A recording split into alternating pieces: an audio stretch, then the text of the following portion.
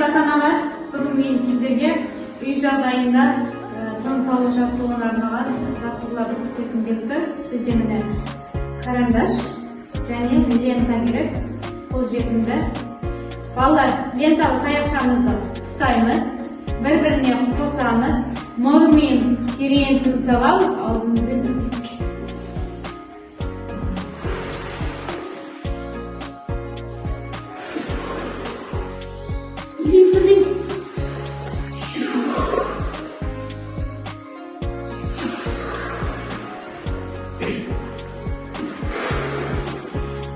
Lentалы таяқшаны қостық, мұрынмен тыныс алдық, үрлейміз.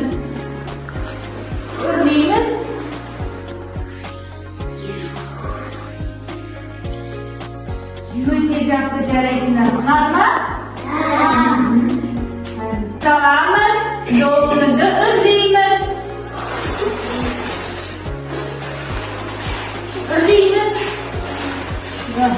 Жарайсыңдар.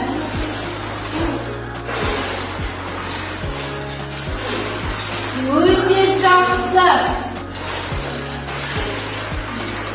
Балалар, біз қандай жаттығу жасадық? Тыныс алу жаттығуын жасадық, иә? Ұнады ма? Ұнады. Ата-аналар, осылай балаларымызға үй жағдайында тыныс алу жаттығуларын қолжетімді құралдармен жасатуға болады. Тыныс алу жаттығуы өкпені тазартады, денсаулыққа өте пайдалы. Сіздерге жасауға кеңес беремін.